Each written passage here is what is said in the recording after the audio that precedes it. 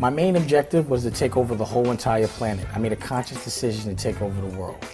I like to spend all kinds of money. I like the dollar, I like the euro, I like the pound, I like the franc pause. Dame Dash is the ultimate hustler. He could sell sand in the desert, water to a fish, and famously convinced Adam22 to give him $500 for a haircut, despite not having a hair on his head. That sounds like a pretty expensive haircut, considering all you really need is a Bic. I could have done it for free. But Dame Dash was always a neighborhood finesser, starting his business career way back as a youth when he actually had hair. As a young boy, he made money any way he could, from sweeping up hair on barbershop floors to delivering newspapers. And apparently, being so young with more money than all of the adults around him is what fostered that nasty arrogance that Dame Dash is so famous for. Having more money than people older than me made it where, it made me kind of arrogant because they didn't have anything that I felt I didn't have, and I just felt they were living a square life. So I definitely think it gave me a certain mentality. I mean, just imagine how demeaning it would be to have a 14-year-old Dame Dash calling your grown ass out for being broke. But Is $100,000 money?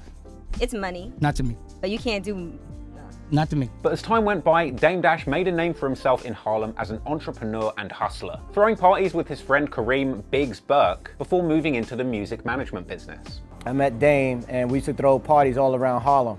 So Dame had kind of left Harlem for a second to get in the music game. Jay-Z was actually introduced to Dame Dash by his friend DJ Clark Kent, who had signed a group that Dame was managing called Original Flavor. Dame and Jay clicked immediately, apparently over a shared love of sneakers, with Dame Dash reportedly being pressed by Jay-Z's, I assume, creaseless Air Force Ones. But before they would make each other's P's triple and go into business together, they became friends for a few years, with Jay actually performing a feature on the Original Flavor song Can I Get Open. Appearing in the music video wearing so much oversized denim it looked like he'd taken a superglue bath and just ran through the big and tall section of the Levi's outlet. But after some time, they decided to partner up and Dame got to promoting Jay-Z's first single, In My Lifetime, which even included a Dame Dash shout out on the B-side track, I Can't Get With That. And they started hustling Jay's records any which way they could, out of the trunks of their cars, on street corners, or even at barbershops, just trying to get a buzz. Get it? Buzz? Barbershops? Because alright, at least I have hair, Dame! Before long, Jay-Z's music was popping in the New York streets and they had managed to bag an early record deal. First off, getting a single deal with Payday Records for the song In My Lifetime, which ultimately fell apart when Jay felt like they weren't doing proper promotion. So Jay and Dame managed to finesse their way out of that deal like a couple of young Lil Pumps. And once Jay completed his first full LP, Reasonable Doubt, Dame got to shopping it around labels, but unfortunately there weren't any takers. So Jay and Dame pulled their resources along with their friend Biggs and decided to go into business together, starting their own label.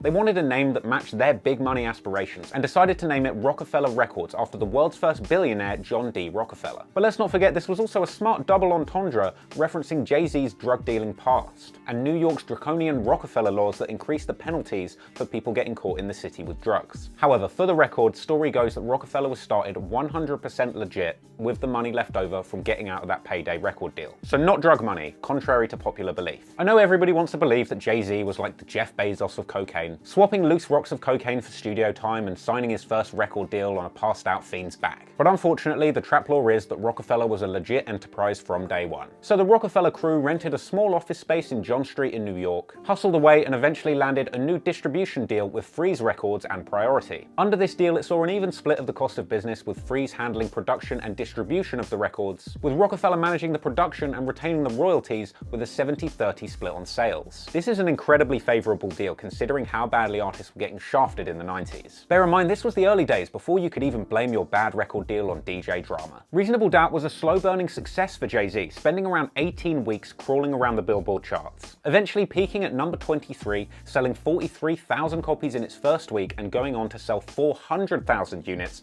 over the course of its first year. Jay must have been pleased, all of those sales without having to touch a single junkie. And while the relationship with Freeze Records eventually went sour after they dragged their feet in paying Jay-Z, the Roc Boys were able to leave the deal as free agents whilst retaining the ownership of the Reasonable Doubt masters. A pretty boss position to be in, frankly. And by 1996, Jay, Dame, and Biggs had attracted the attention of Def Jam Records. Specifically, Irv Gotti, famous for founding Murder Inc. Records, discovering Ja Rule, and Smelling Like Pussy. And of course, Leo Cohen, famous for being Run DMC's road manager, running Def Jam Records with Russell Simmons, and of course, never shutting the fuck up about being Run DMC's road manager. And my first job was to take Run DMC to Europe. Run DMC. At the Run DMC show, Beastie Boys, LL Cool J, Run DMC. Now, All right, we get it. You're not a culture vulture. After being so impressed with Jay-Z's single Ain't No Player, Lyor placed it on the soundtrack to the film The Nutty Professor, securing Jay, I assume, a Nutty Professor-sized bag. The attention from this led them into negotiations for a new record deal. But having already had a taste of that big independent check, as well as having seen how well P. Diddy and Suge Knight had had it away running their own record labels, Jay and Dame rejected a traditional deal. The Roc Boys instead opted to negotiate a unique setup with Def Jam, selling Def Jam's parent company Universal a chunk of roc-a-fella for $1.5 million and agreeing to a 50-50 partnership and distribution deal. That chunk of roc-a-fella records was split evenly between Universal subsidiaries Def Jam and Polydor, which is why Dame Dash famously called Def Jam CEO Kevin Liles a quarter water, as he explained on the Drink Champs. So Def Jam didn't acquire half of roc-a-fella. Universal did. And Def Jam got 25%, and Universal had the other 25%. So they only owned a quarter, 25%. And we, the quarter war. Yeah, and we own 50%. Now, this was supposedly a shrewd deal negotiated by Dame Dash, which would see Def Jam taking responsibility for all of the production costs of Roc-a-fella's records, but only entitling them to a third of the royalties. This was a huge W that Dame had secured for Jay and the Roc Boys. And from there, the Roc would become a behemoth of big pimping and big balling, shining as bright as Dame Dash's big baldy head.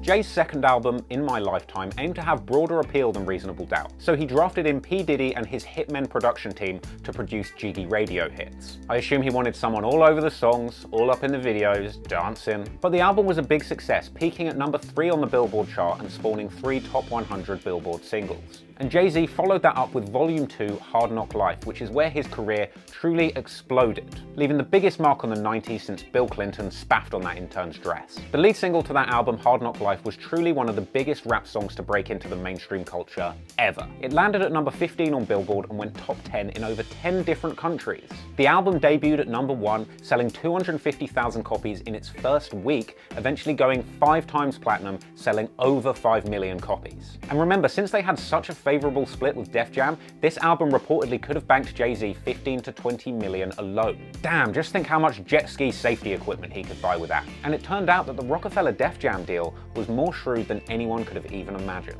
According to Biggs, the terms of their Def Jam deal didn't actually kick in until they delivered their second album, by which time most record labels are assuming that their artists will be cooling down. They thought that we would be on a decline because the lifespan of an artist at that time was 2 to 3 albums. So the deal didn't kick into the second album, but it just so happens we knocked it out the park and sold 6 million records. So by the time renegotiation came around for Def Jam and Roc-a-fella, they were popping, allowing them to sign a 3-year extension worth a reported $30 million. And from there, they made like Wu-Tang Financial and begun trying to diversify the Roc. You need to diversify your bonds, nigga. The Roc-a-fella empire begun to grow into a conglomerate, with Dame, Jay and Biggs using the Roc umbrella as a platform to launch other successful products into the market. And with that, each of the 3 Roc-a-fella co-founders begun to focus on different things. Jay-Z leveraged his personal brand heavily to land big-ticket endorsement deals, most notably his S. Carter range with Reebok, who also had a deal with 50 Cent around the same time. I know, Reebok. Come on, Jay, you're better than that. And now I've got to do this to you. What are those? Really, what are those? At one point, there was even a Kanye West edition of the S. Carter sneaker, though apparently these didn't come out, and for a minute the world was nearly deprived of an ugly Kanye West produced shoe. Oh wait, no they weren't. So whilst Jay was swanning off finessing his name for cash, Biggs stayed back and steered the ship, focusing on the future of the Roc-a-fella record label. And the label's roster was strong over the next few years, with the label signing famous acts such as Cameron and the Diplomats, Jim Jones, M.O.P., ODB, Freeway and Memphis Bleak, Beanie Siegel, and even a young Kanye West. They also bought the rights to a vodka brand called Armandale. It was kind of like Ciroc before Ciroc.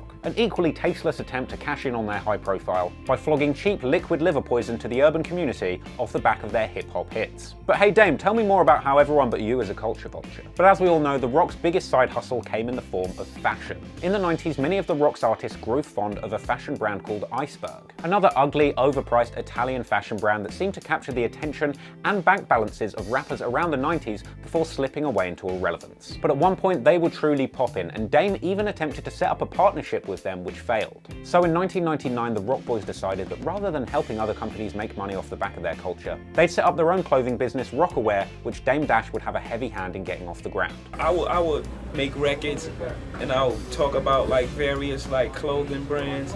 I would go to them like, we should work out a deal. I think I'm affecting your business a little bit. You know what I'm saying? Maybe you should work with me. And they was like turning me away. Like I don't think they understood the amount of clothing I was moving for them. Maybe I could just start my own thing, start my own clothing line. Roc-a-Wear started life as a simple brand with a logo printed on t-shirts. But from there, they set out to go bigger and set up a meeting with Russell Simmons, who not only founded Def Jam, but fellow hip-hop discount rack favorite, Phat Farm. Phat Farm was huge in the 90s, as was its female-focused sister brand, Baby Phat, which in the 90s was responsible for covering more young women in P's than R. Kelly. Russell Simmons set them up with the contacts that they needed to become a legitimate fashion house. And they did this via licensing deals with manufacturers that already had big operations. Within only 18 months of founding the company, Roc-a-Wear had pulled in an enormous $80 million in sales, which Jay-Z referenced on the Blueprint track You Don't Know. As Jay-Z spent the next few years promoting Roc-a-Wear in his lyrics and on his actual body, the money piled up. And riding high off of all of the success and the sense of his own farts,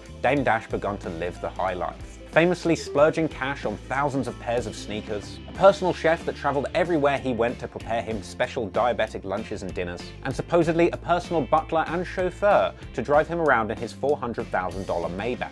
Whatever, Dame, I mean, even I've got one of those. But hey, why not? This is the rap game, and Roc-a-Fella is a money machine. After all, in 1999, the Hard Knock Life Tour was the biggest selling rap tour in history, grossing $18 million. And by the 2000s, Roc-a-Wear was pulling in hundreds of $1 million, selling oversized and underpriced clothes, and Jay, as well as the whole roster of Roc-a-Fella artists, were cranking out platinum album after platinum album. So, what could possibly go wrong? The relationship between Jay and Dame began to get strained slowly over a long period of time. Reportedly, on that Hard Knock Life tour in '99, Jay had first begun to tire of Dame Dash's abrasive management style, exemplified by his many public outbursts on camera, including this famous moment backstage on the Hard Knock Life tour where Dame Dash went crazy after discovering his artists had been sent branded jackets emblazoned with the Def Jam logo rather than the Roc-a-Fella logo. See this jacket? Shit, you see the Memphis Bleak? I didn't never have a Roc-a-Fella coat that said Memphis Bleak. This the only thing Def Jam got one up on.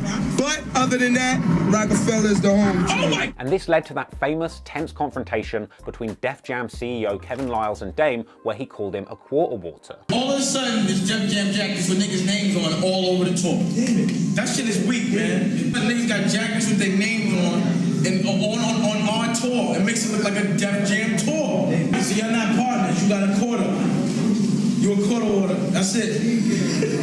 It was this kind of behavior that helped Dame Dash cultivate a reputation as a quote-unquote asshole, a pattern of behavior that continued over the 5 years that followed. In fact, several popular nicknames for Dame Dash swirled around the Roc-a-Fella office's water coolers, including but not limited to Damon Dash Hole, Dame Dolph Hitler, and of course, Dame Dash, the CEO of Roc-a-Fella Records. But aside from Dame's irritating behavior in the streets, he was also making irritating business moves in the boardroom that were getting on Jay-Z's nerves. Dame was trying to get his Roc-a-Fella Films venture off the ground and kept hauling Jay in for cameos in his budget, badly scripted films. Damon Dash has invited our magazine inside Roc-a-Fella. Making these films apparently wasn't much interest to Jay. And to make matters worse, it seemed like Dame Dash was getting more and more arrogant by the day. And according to Beanie Siegel, Jay didn't like how Dame Dash was getting sucked into being a celebrity rather than being a CEO and wasting so much company money on vanity spending. Dame started being famous. Champagne Dash? Egotistical and arrogant? Surely not. I mean, just look how humble he is as he pours champagne on that girl's face in the Big Pimpin' video. And supposedly, Dame Dash even had a habit of disrespecting Jay-Z's business acumen in public, making a comment in a New Yorker article which was interpreted by some as suggesting that he didn't like Jay-Z coming along to business meetings. And in 2002, Sway asked Jay-Z about the rumors of a rift between them, which Jay downplayed. Dame Dash and Jay-Z. Yeah. A lot of people thought that the two of you were feuding over business issues. Right. Can you clarify that for the thing about me and Dame is like whatever we don't agree on, we can always talk to each other and we can always, whether I'm wrong or whether he's wrong or whatever, we can always see our way through it. It's never a problem that we can't see our way through it and people just blew it up to be more than what it was. I mean, it's what we've been doing for forever.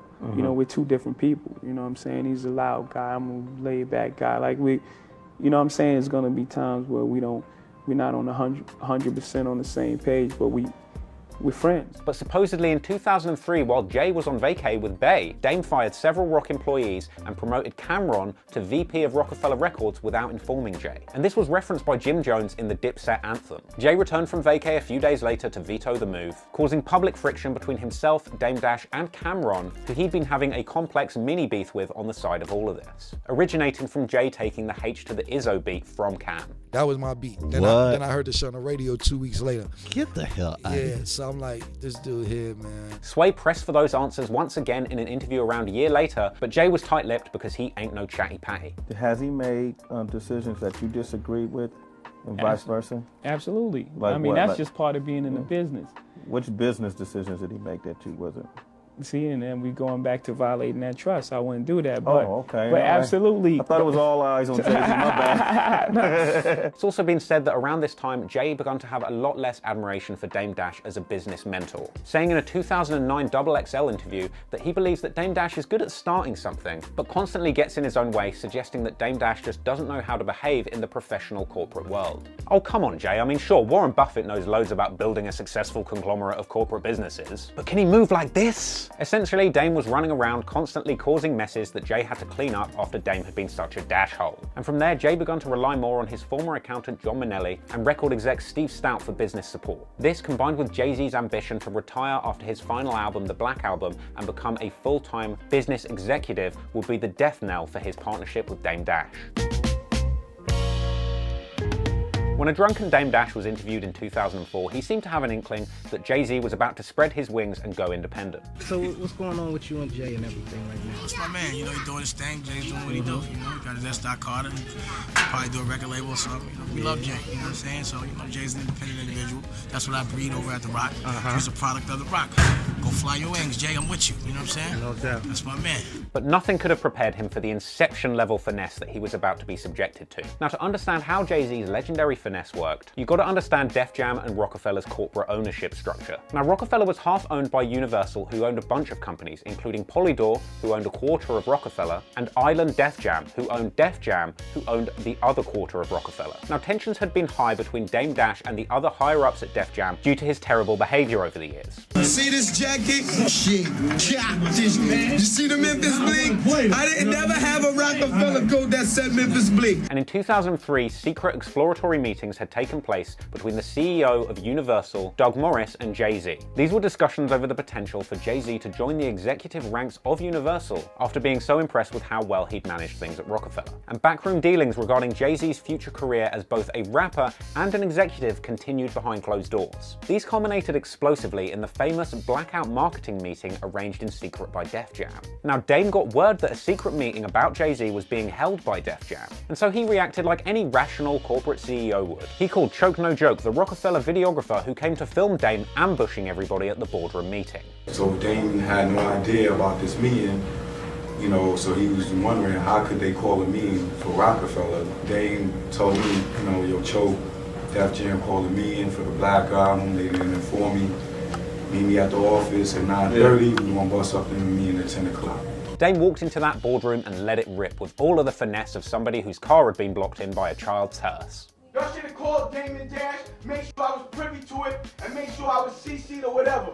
Question, everybody looking dumb in the face. So what was we doing? What was we talking about in terms of Jay? Let me know.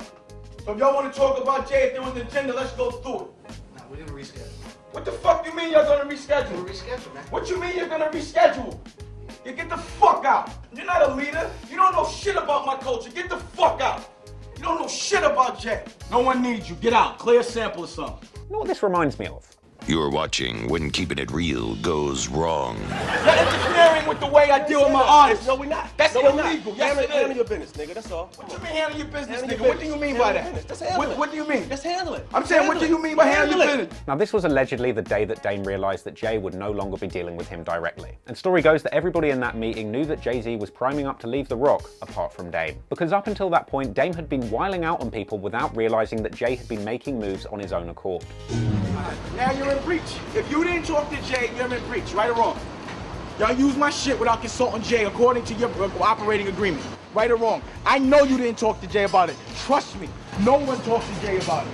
Memphis Bleek even said on the Drink Champs that he tried to warn Dame that Jay was going at it on his own, but Dame wouldn't listen. So you was trying to tell him that, my nigga, you moving too fast. You wildin'. Cause I'm talking to the big homie, I'm hearing through the pipeline, and Dame, that conversation was on the plane, but I had a one-on-one with everybody and told niggas, man, I see this day He coming. was trying to keep it together. Yes. No, he was like, that's why niggas don't fuck with you, Dame. And then in 2004, an explosive chain of events took place. First off, it was revealed that Def Jam had bought the remaining 50% stake of Roc-a-fella from Jay-Z, Dame Dash, and Biggs. This was a deal apparently worth around $50 million with a $10 million cash payout. And at the same time, Leo Cohen, who was a longtime mentor of Jay-Z and president of Island Def Jam, which owned Def Jam, left the company completely to go and run Warner. Leo Cohen was replaced by L.A. Reid, who famously clashed with Def Jam president Kevin Liles, causing him to jump ship and go to Warner with Leo. And this left Def Jam with no president. And at this point, Jay-Z was offered the role of president of Def Jam in a $30 million deal that would pay him $10 million a year over 3 years, but most importantly, a clause that would return all of his Def Jam produced master recordings back to him personally. Now, Jay famously values the ownership of his master recordings. And even way back in 1996, he made it very clear that ownership was his goal. And I know what I didn't want, I know what I wanted. I wanted full control over my music, you know what I mean? Okay. Right. So you're on the publishing rights? Everything with the 20% distribution fee. We working on that. Jay-Z called this an offer that he could not refuse, and he was thinking about the legacy that he could leave to his children when he took it. Jay-Z accepted this package in a deal that would effectively make him Dame Dash's boss, reportedly inviting him out to dinner to deliver the bad news, telling him in pure mafioso style that it's just business. But as a final gesture of goodwill, Jay-Z offered Dame Dash the full rights to the Roc-a-fella name in exchange for the master recording of Jay's first album, Reasonable Doubt. But in one final move of cutting off his nose to spite his own stupid face, Dame Dash turned this down. And so since it was recorded before that Def Jam deal, to this day, Reasonable Doubt is the last item in Jay-Z's music catalog that he doesn't own 100% outright.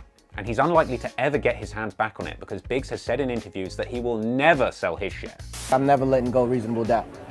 You're never gonna sell it? No. Why is that? I mean, that's something I hold dear to my heart. Dame Dash quickly tried to get a new label off the ground, initially going into business as Rock for Life before changing the name of his company to Damon Dash Music Group. Dame Dash Music. This was set to still be an imprint of Universal, but not under the control of Def Jam, which Jay-Z was president of. He likely wanted to do this so he didn't have to report to Jay-Z, because Dame Dash notoriously hates having a boss. There's no money in this world for someone to pay me so they could call me, so I could call them a boss. That's like calling somebody daddy. How can a man call another man, yo, that's my boss? But Dame Dash's deal fell apart amid rumors that he was constantly pissing off executives by continuously angling for a bigger role within Universal in order to get on par with Jay-Z. Dame Dash dissolved his label and left Def Jam soon after, with the media lapping up the split. And for a brief moment, Dame Dash even tried to cash in by starting a whack TV show, looking like a budget knockoff of The Apprentice called The Ultimate Hustler, where the final prize for the show was, get this, a fully loaded Jeep Commander. A handy prize which if I won the show, I would use to drive as far away from Dame Dash as humanly possible. And in a separate deal, in order to completely cut business ties with Jay-Z once and for all, Dame Dash decided to sell his stake in Rocawear to Jay-Z and 2 other founding partners for $22 million.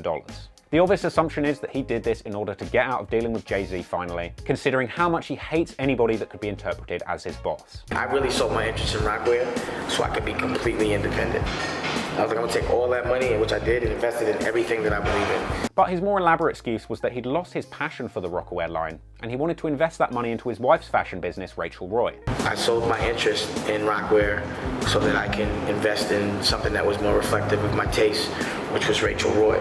And instead of investing in a man all day, I preferred to invest in a woman. Oh, you know, Rachel Roy that divorced Dame Dash and recently had him arrested because he owes over $400K in child support. Oh, you know, Rachel Roy who was supposedly Becky with the good hair, the flirty side chick from the Met Gala that caused Solange to give Jay-Z a good kick in that elevator.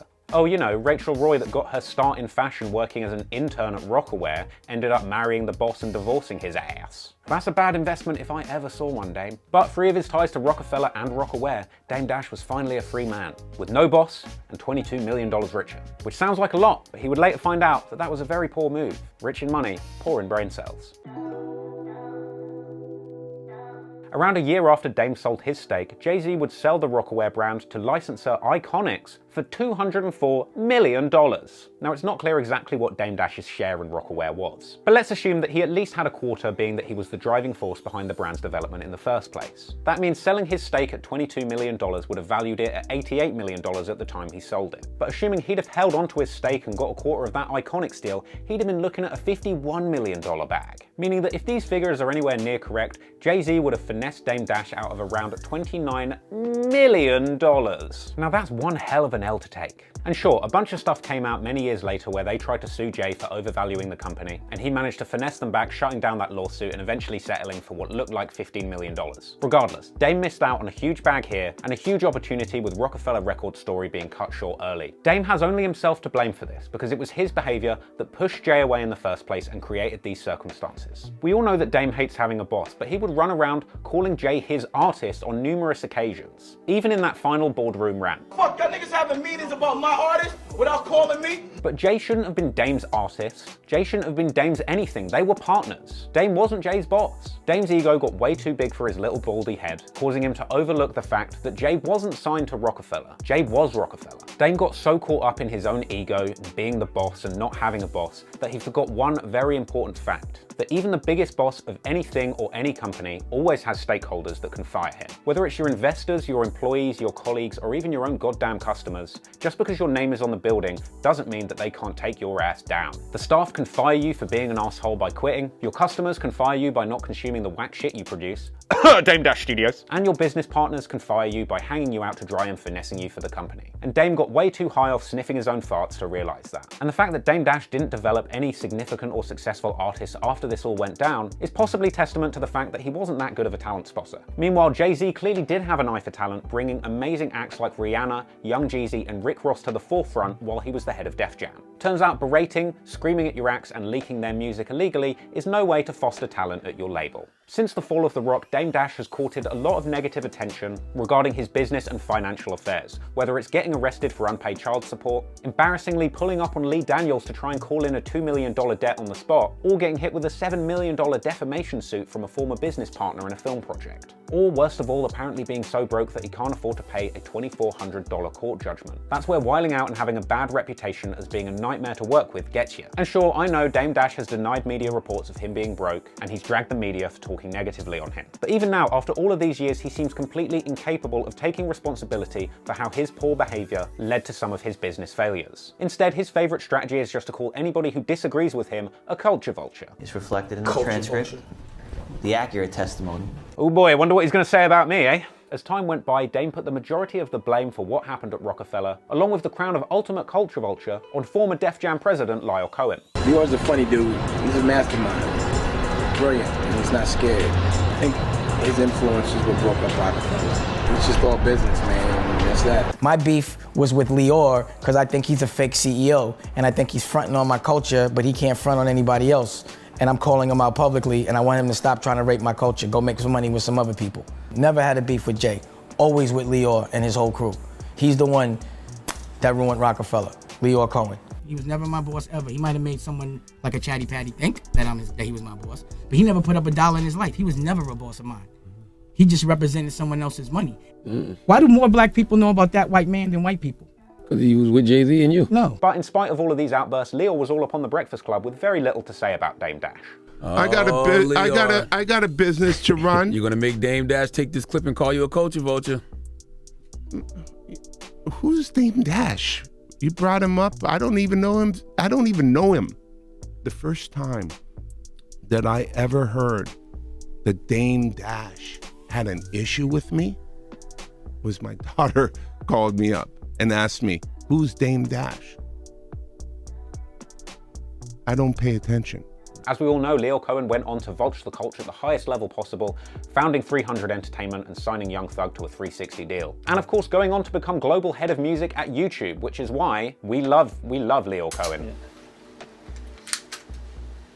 Dame and Leo aside, Jay-Z's tenure as head of Def Jam was pretty successful, overseeing many big projects and his own comeback with the Kingdom Come album. But by 2008, it had emerged that Jay-Z had inked a new deal worth $150 million with Live Nation to launch his own new label, Roc Nation. He he eventually bought back his contract from Def Jam for a whopping $5 million as part of a deal that would give him back ownership of his coveted catalogue of music. And Roc-a-fella Records has actually been revived twice since. Once by Dame Dash in a failed attempt to sign former Young Money rapper and Cleveland from Family Guy sound-alike, Currency, and Jay-Z revived Roc-a-fella in name only to sentimentally release the Jay and Ye joint album Watch the Throne under a Roc Nation, Def Jam and Roc-a-fella umbrella. In 2013, Jay-Z said that he had nothing but love for Dame. I can only have love for Dame. That's nice to hear. I just don't know, where we are in our life. But conversely, in 2019, after hearing that Jay-Z had signed an NFL deal, Dame Dash was running around saying Jay-Z ain't shit. Listen, if you ask anyone in the industry, it's a common knowledge that Jay ain't shit. You know what I'm saying? Define ain't shit for our audience. He's here. about the bag. You know, we all know that. It's about he's self-preserving, period. Oh, well, that's nice to hear. Okay, so during the edit, Dame actually came out and spoken on feeling salty about what Jay had done to him at the Rock, so it was worth just adding this here. No matter what, I feel he robbed me, period. Okay. And no matter what, I'm always gonna feel that way. So you're never gonna, like if I hit somebody with some work and they run off, I forgive it, it don't bother me, but if you ask me about that person, I'm like, nah, he ran off. Right. The shit he did with Rockwear, that was dirty. When he said he wasn't gonna be a part of it while I was selling it and devalued it, and then, I stepped away from it because I needed to go do my own thing, then all of a sudden they do a big deal like that, that was dirty. That was dirty. Ultimately, the story's been told. Jay came out the winner and Dame the loser. But apparently Dame Dash isn't fully down and out. Never one to miss out on an opportunity to sell out on his name for a few pennies. Story goes that Dame Dash is following in Trump's footsteps and launching Dame Dash University, giving you the opportunity to learn the business lessons of the master himself, Dame Dash. And so I'm very proud to present to you this exclusive clip from Dame Dash University, presented by the man himself, Dame Dash, his British cousin.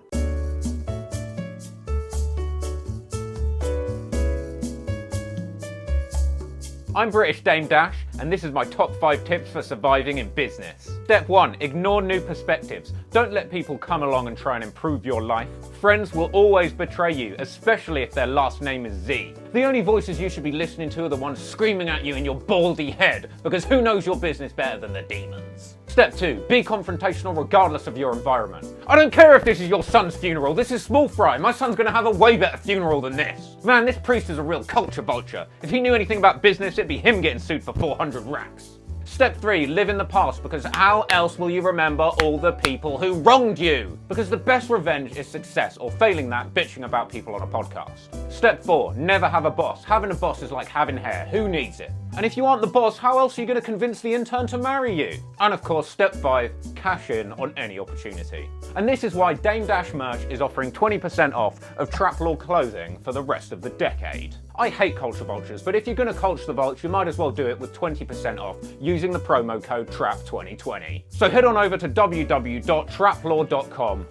I've been English Dame Dash. Peace out, culture vultures.